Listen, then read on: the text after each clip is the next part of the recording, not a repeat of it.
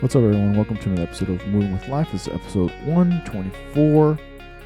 I hope you all have had a good weekend. Easter Sunday was yesterday, and hopefully you got to have some family time. If you celebrate it, if you don't celebrate it, hopefully you still had a good weekend.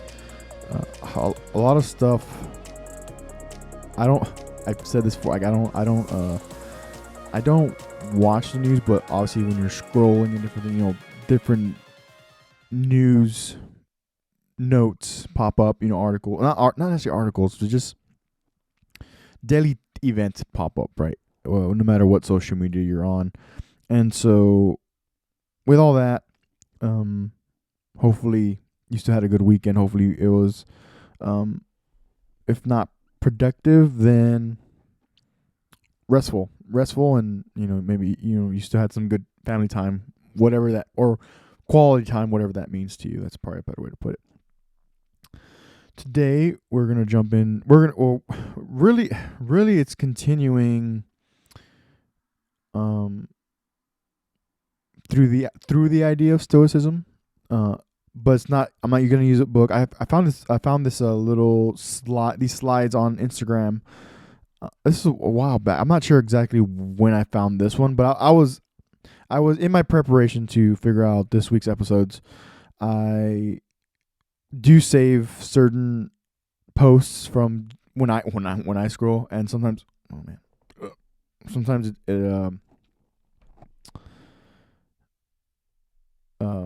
because obviously I do follow like some Stoic. I do follow some Stoic pages and people who practice, or involve Stoicism in their daily lives.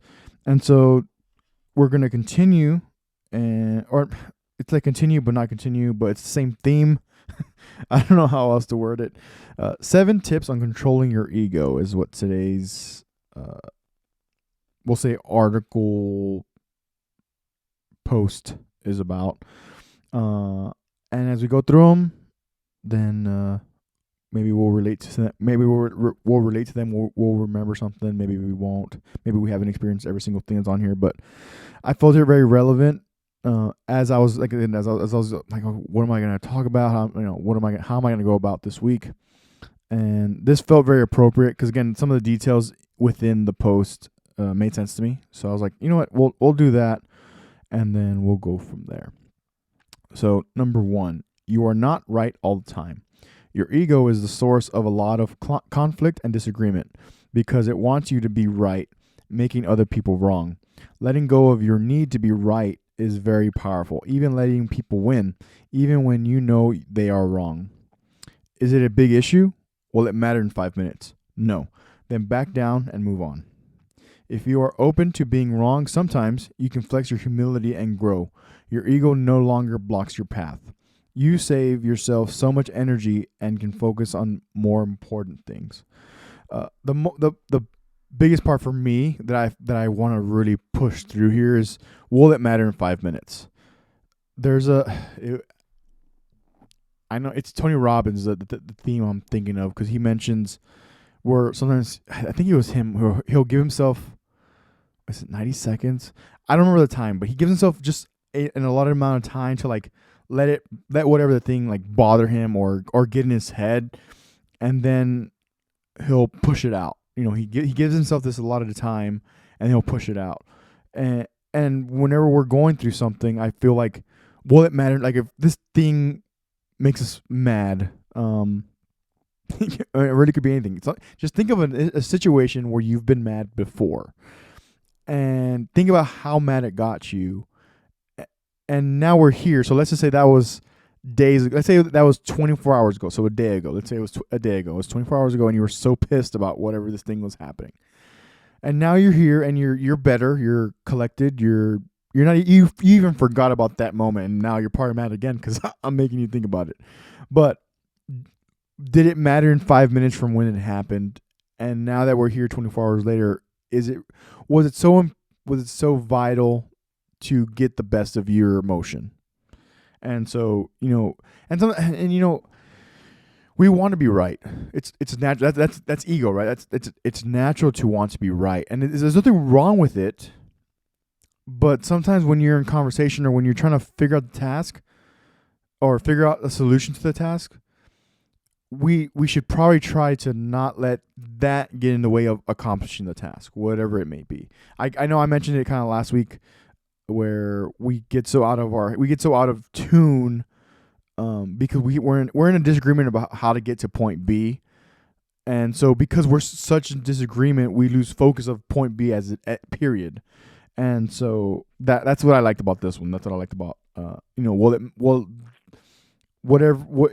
how big is the issue and will it matter in 5 minutes? If it's not, back down, move on to the next thing. Okay, you know what? I will do whatever you need to do, or okay, we got to move on for this, And I don't like using the phrase agree to disagree, but it's like, okay, hey, we're not going to agree on this. Let's just move forward with carrying out the plan, whatever it may be. The next one, you don't need to win all the time. Your ego loves to divide the world into winners and losers, but this is not true, because ultimately, winning is impossible all the time. Someone out there right now is faster, younger, healthier, and smarter than you. Does that make you a loser? Of course not. So don't let your ego make you feel worthless or insignificant because you're not. It's a big balance there, and there's a lot going on there, because the part that got me when I was reading, like, oh, I definitely need to talk about this, because it's not that it bothered me, but it made me think. I'm like, someone out there right now is faster, younger, healthier, and smarter than you. And it's like, it's so true. It's so annoying, but that's why I need to talk about these things, because it's like you don't need to win all. The main theme for this part is you don't need to win all the time. And it goes to the first one. You're not right all the time. Okay, cool. Now you're in this agreement. You don't need to win all the time. These are all obviously it all has to do with the ego, so it's all gonna be very cohesive. But the winners and losers. But for me, the thing that really stood out for me was someone out there right now is faster, younger, healthier, and smarter than you. It's like, it's true. And for me personally, it does make me want to be better. Maybe I am a little bit slower than I used to be, but it doesn't mean I'm not like trying to get back to a level where I was like, hey, I'm at least in the mix. I'm in the game. I'm in the mix. Don't short me what I am capable of. So that's one way to kind of not get around it, but it's like, okay, hey, but that means it just allows me to focus on what I need to do to get back to a Let me get back to a point mentally where it's like, okay, hey, I may not be, 2 years, I might not be that person's age who's like 2, 3 years younger, 5 years younger than me, 10 years younger than me. But if I can be consistent and push myself, but the other thing is also pushing yourself. If I push myself enough, I might be able to just still be in the mix, still be in the competition for whatever it is. Does it make you a loser? Of course not. And that's another thing, because you can get into your head, because the ego can also flip that switch. It's like, oh, I'm not as fast as I used to be. I'm not as young as I used to be. I'm not as smart as I used to be, which is, I don't understand that. Mindset's not the good word. I don't understand about someone out there's. If you think someone out there is younger and smarter than you, I don't even know. That's not the right way to put it. The fact that you think that not being as smart as someone else makes you insignificant, it boggles. If I'm being honest, it boggles my mind, because like, no. Okay, but are you trying to get smarter? Are you working on it? Are you actively trying to better yourself? And are you reading books? Are you looking at productive things on Instagram? Looking up productive videos, and it doesn't, again, there's a balance, because it doesn't have to be like this all the time. But in the reference to what we're talking about right now and what we've been talking about for the past few weeks, just because you're not as smart as someone else doesn't make you insignificant. And I think it's important to say that, because that's another thing that you can get on our hands, like, oh, I'm not as smart as that person. Like, I could never do that because I'm not as smart as that person. It's like, well, maybe you'll figure out your own way to do it, and that would be great. Is if you have the same end goal, whatever it may be. Which I've brought up, blogging, playing an instrument, playing multiple instruments, running faster, lifting more, doing math better, various things. There's so many things out there. Writing better. Just because you don't write as good as someone else, don't let it bring you down. It doesn't make you insignificant. It just means that you have to either try harder, you have to work harder at your craft, or you have to work hard at your craft, or find your own way to get there. So we can move on from that. Stop getting offended. Interesting. Stop getting offended. The behavior of others isn't a reason to get upset. If you let things offend you, it only weakens your energy. As Christopher Hitchens says, those who are determined to be offended will discover a provocation somewhere. Your ego is working to convince you that the world should be how you want it to be. This is stupid. Please stop it. I had to look up who Christopher Hitchens was. I think I've heard the name, but I didn't know who he was exactly.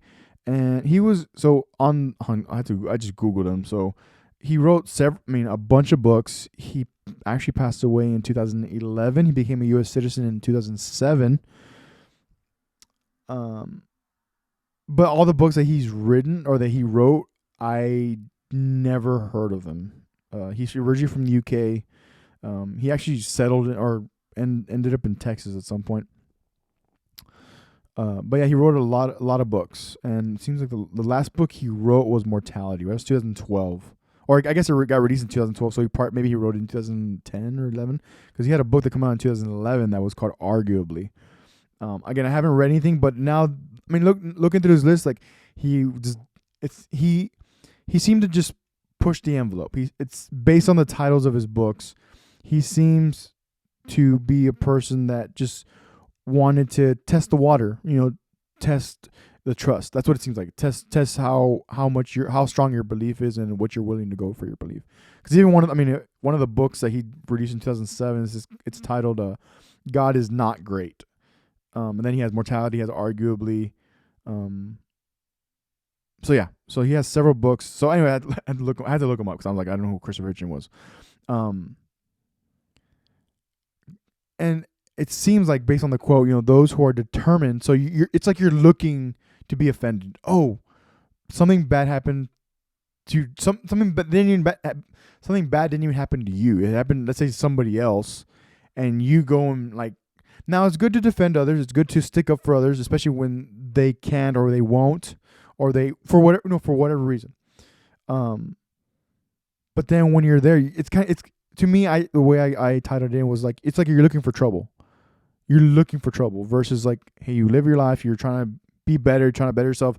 Yes, you're trying to help others, trying to better others as well. But when you're looking for that trouble, it will find you. And sometimes, like, when you're not even looking for trouble, it finds you. So if you're actively doing it, then it kind of makes your probabilities obviously worse, because you're more probable to run into a problem. So stop getting offended. I don't get offended easy, so I can't speak for everyone.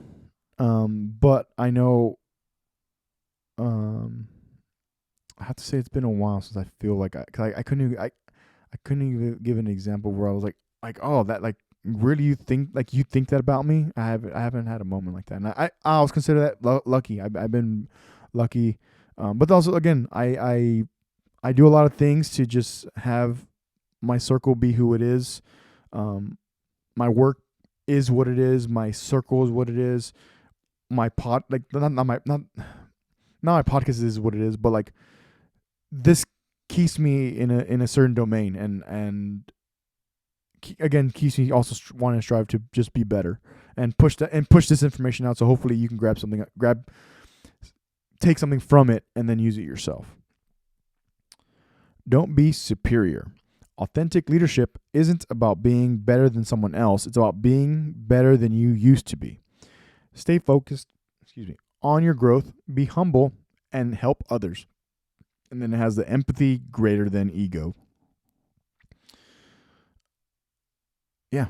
Even when you're in a hierarchy, and that's one thing I've learned definitely over the past couple of years, is like, even in a hierarchy, whether it's high, a place that has distinguished levels of like leadership and management, you can still be at the bottom of the totem pole, but still help others, and help others that are higher than you. If they're because honestly, if they're good leaders, they're gonna listen, and maybe they're gonna be like, oh, well, I have this experience, so I see what you're saying, but this is why we can't do it this way. Okay, cool. But at least you're having a conversation. At least they're listening. But then you also have to actively listen. So there's obviously a balance. But when so I guess in this case, it seems like for this particular scenario, it's like, don't be superior. So if you are in a leadership position, authentic leadership is not about being better than someone. It's about being better than yourself. So again, it goes back to the comparing. It goes back to not comparing yourself to other at all. So stay focused on your growth, be humble, and help others. So whatever you've learned, like, hey, I know you're going through this, and you'll make it through. Because sometimes also, and I've had this conversation in different aspects, but sometimes also it's like when someone else is, let's say they're down for whatever reason, they don't want to hear, oh, I know what you're feeling. That's actually not the best empathetic approach. Like, okay, you're going through something. It's good to acknowledge it. I'm here if you need anything. Or hey, do you want to talk about? Sometimes they want to talk about it. Sometimes they do want to talk about it. Sometimes they don't want to talk about it. Okay, and it's very navigational. You have to. It's not something that you just learn right away. But when you build trust and you build rapport with the person, maybe they will be more open to opening up to you and saying, hey, this is what's going on. This is why I'm not feeling well. And then, do you want to figure out a solution, or do you just want to vent? Because that's another thing. It's like, do you want a solution? Because sometimes people do, and again, sometimes people don't. No, can I just vent? Or hey, do you want to vent? Cool, just go. And I won't say anything unless you want me to. Because then sometimes the person unknowingly says, like, will vent, and then wants a response, but then there's confusion there, and it's like, you're trying to figure it out. Empathy greater than ego. Know when to stop. The ego is never satisfied. No matter how much you achieve or acquire, your ego will want more. You'll find yourself in a perpetual state of striving and reaching for a new end goal, making it so you never truly arrive at any of your goals. The thing is, you've already arrived and succeeded. Story time for this one. When I was reading this one this morning, it led me to think of when I was a musician. I'm going to talk about, I'll talk about some instances more in depth, and I'll probably talk about this, actually probably bring up the story again later on, but I will, because I had already planned for it, but I haven't done those episodes yet. But knowing when to stop. For me, as a musician, I had done it professionally for 6 years. I got to do a lot. I got to travel a lot. I got to a point to where I started paying taxes, which is like, oh, you're paying. It's like, yeah, but that means that I'm working. That means I'm producing. I'm producing enough to where, hey, this is becoming my livelihood. Then you fast forward a few years, and then I got to a point to where I stopped enjoying being on stage. I loved my friends. I still talk to a lot of my friends that are musicians, but for me, it for whatever reason it changed. It changed, and I wonder if some of it is because I reached the level of success that I was like, wow, like I'm at. It humbled me, and again, it just all this is just wondering and thoughts, but in feeling genuinely humble, it's like, okay, I think I'm done here. And then because as I continued to play a few more shows, and I wasn't literally feeling any better. I wasn't feeling the way I used to. I wasn't grinding the way I used to. I didn't want to become a resentment to my friends. I would rather keep my friends and my friendships than drag essentially what I felt at the time, getting so deep in thought, and it was like just thinking and like trying to wonder. I was really wondering what I was going to do. What was I going to do next? I didn't know, and I didn't want to become a drag to my friends. I was like, no, like this wouldn't be good. I don't want to bring this negative energy that I feel. I'm not trying to send it out, but it's what I felt at the time, and it's like, no. I think it might be time for me to move on. It might be time for me to, at least playing live and doing that sort of thing. It seemed like it was a time. So this is a story that. So one time I was playing at Mustang Lounge. This was back in 2013. It was either no, it was the end of 2013. So no, probably 24. It was 2014 because I still played with them until 2015. So the band I was in that at that time, I was getting ready to finish college. I was getting ready to quit my job because I was getting ready to finish college. But there was a night where we played a gig and it was fun, and we were waiting to get paid. We had put our gear up. We're there at the venue, and one of the crew, I forgot who, I was having a conversation with someone um, that was there obviously after hours, and we're talking, and I got to a point where I said, even then, that was 2014. Yeah, it had been 2014, where I was like, this is success. People are dancing, people are having a good time, and at the time, people are buying shots, buying rounds of drinks, stuff like that too. That's fun. That's cool. It's interactive. People are showing up and saying, "Hey, play this song." Okay, cool. And we're playing that song, and they're, "Hey, thank you for playing the song." But my main thing was like, people are dancing, people are having a good time, people are buying drinks. They're helping the people working, and I started getting very, this was even before I started like reading, and reading the way I the way I've been reading for the past, let's say, 3 or 4 years. But that was one of the moments where I was like, yeah, like this is success. This is good. I had reached, at least at that point, I had like, yeah, this is success. I'm getting paid. I get to come back and do it again tomorrow night. These people, half of them will be back tomorrow night. How can this not be called some level of success? Maybe I'm not in a tour bus yet. Maybe I don't have all the gear that I want, not that I need, but that I want. Maybe I don't have, the amps and the rack and the ATA cases and all this stuff that I want, but the fact that I get to get paid and then come back tomorrow and do it all over again, it's like, yeah, there's a level of success that I was like, yeah, I acknowledged it. It's like, and because in this conversation, it's when I realized in my head, I clicked. I was like, wait, this is success. I get to do exactly what I want when I want to do it. So yeah, that's a brief story time. I'll bring that up again in the future because there's some stuff that I want to go through as far as when I was a musician. Some stories that I feel like would be cool to tell now that I'm here. We're in 2021, and some of these stories go back as far as 2012, 2013. And if you can think about where you were at 2012, 2013, because I know we were all literally in different scopes, different places at that time, that I felt it appropriate to eventually get to there. Not yet. I don't know when, but I'll get there. But this particular part made me think of that. It's like, know when to stop. And some of it's swallowing that ego. Something is swallowing, like, hey, you know what? I'm good. It's time for me to reach for the next thing. Because then you get stuck, and then you get resentful. You get mad easier. You stop doing quality work, and it's like, I don't want to do that. I don't want to do that. Next one. You are not your reputation or achievements. Hear me out. It is impressive to have accomplishments, and it is crucial. But be grateful for them. The less you need to take credit for your accomplishments or have credit recognize them, the more you are free to achieve in life. Again, ties into know when to stop. For me, my primary example is being a musician. But the places I got to travel, the people I got to meet, the friends I got to make, the venues I got to play. My favorite probably all time will always be, and take it however you want it, but playing at Bruce Street Ice House in Corpus Christi, Texas, that was and I think I achieved that within like a year and a half or so of getting to play that venue. But I'll never forget going to that venue for the very first time, and Cody Johnson and Kyle Park were playing.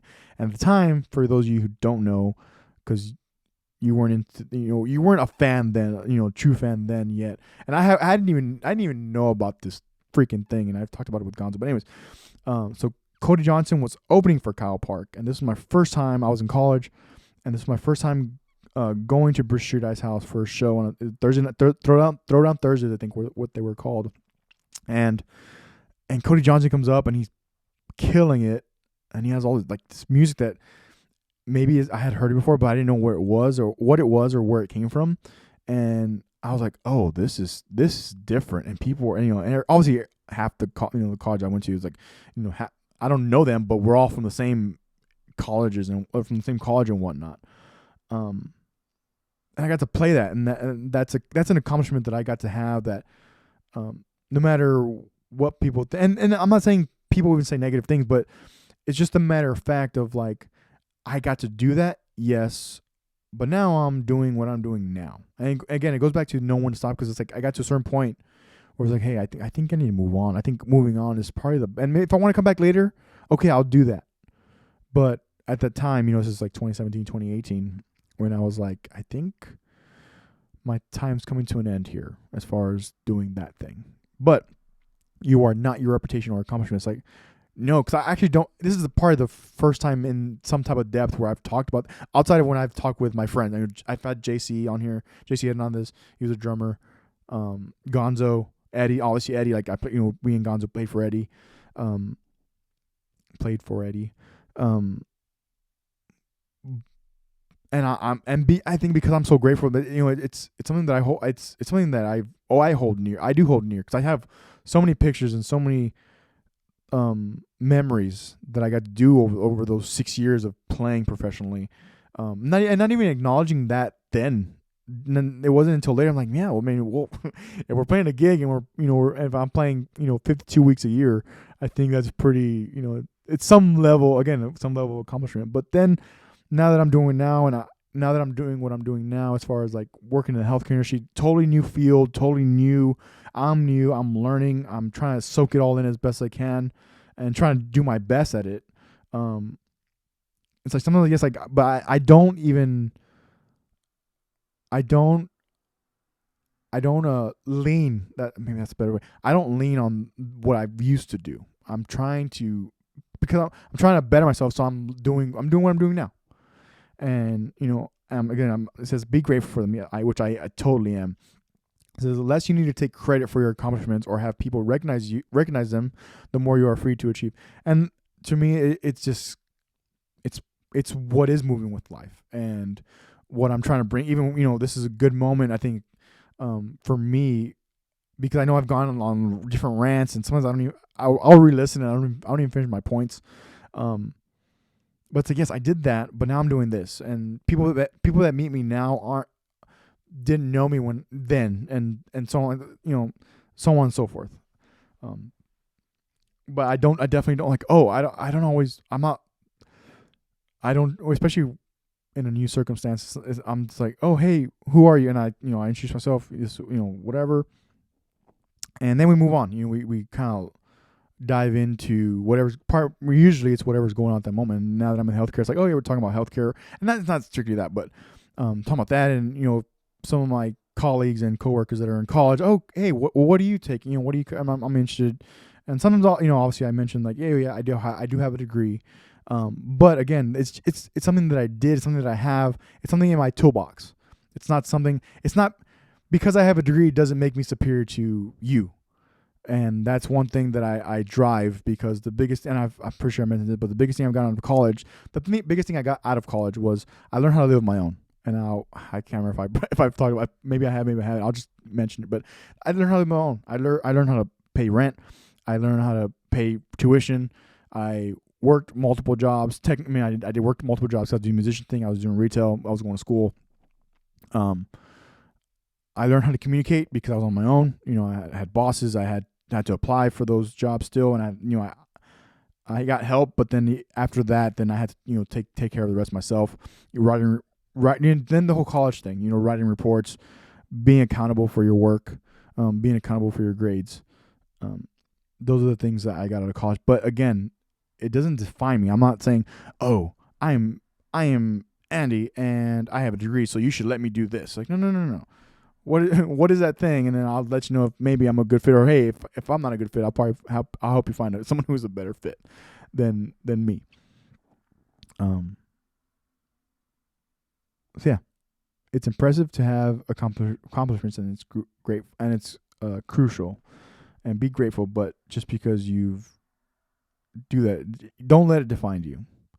Don't let it define you, because you're capable of so much more. And you can accomplish more once you get past that. The last one, and it seems like we're right on time. All right, let go of control. The ego wants to control and micromanage everything. Epictetus quoted, "There is only one way to happiness, and that is to cease worrying about things which are beyond the power of our will. It helps if you regularly remind yourself and your ego of what is in your control and what is not. It sounds simple, but it's not easy. Your ego will always want to come first. You have to control it and become its commander to succeed in life."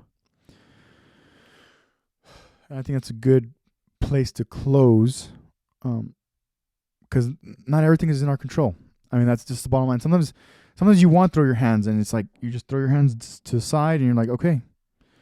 And sometimes you get emotional, and it's like you want to control and micromanage everything. But I will say, from my experience, is that when you're, and maybe it takes you over a minute. Maybe you do that. Maybe you're 90 seconds. Maybe it takes you 3 minutes, right, to kind of get mad about this thing, and then you let it go, because something it's out of your control. And so then you just put your hands down. You just kind of take a deep breath.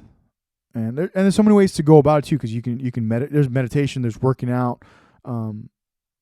Calling, that person that you can trust. Whether it's your parents, your significant other, your brother, your sister, your cousin, whoever that is. So there's that. Writing/journaling, reading, getting immersed into a book, whether it's fiction or nonfiction. There's so many. There are outlets that help you deal with the fact that that you're not in control of everything. And there's healthy ways. So it's the working out, the meditating, the calling someone who is important to you, that you are willing to confide in, to give this information. Like, hey, this happened. I can't control it. It pisses me off, but I'm just calling to just I'd like you to listen right now. I'd like you to just be on the phone and just listen to me, or just be with me on the phone. Or can we meet for dinner, or can we meet for lunch, or can we meet right now? Can we have some coffee? Can we meet for some coffee? Can we FaceTime? Whatever it may be. Going for a walk. Maybe it's not even working out. You're just going to go outside, get some sun, go for a walk. Because, there's so many things we can control, but with that being said, there's 10 times more things that we can't control. But if we can just narrow into those things and just go about getting ourselves back center into the direction where we want to go, what we want to do, what we want to accomplish, then I think that's good. So I hope you got something out of these seven tips on controlling the ego. If you would like to support the podcast, etsy.com/shop/movingwithlife. It's all in the show notes. I've been on and off my blogging again, but I'm working on it. Don't forget to take care of yourself mentally and physically. Take care of your teams. Lead from the front. Take care of your family. Take care of your household. However that may be. And go out and do great things. So until next time, we'll see you very soon.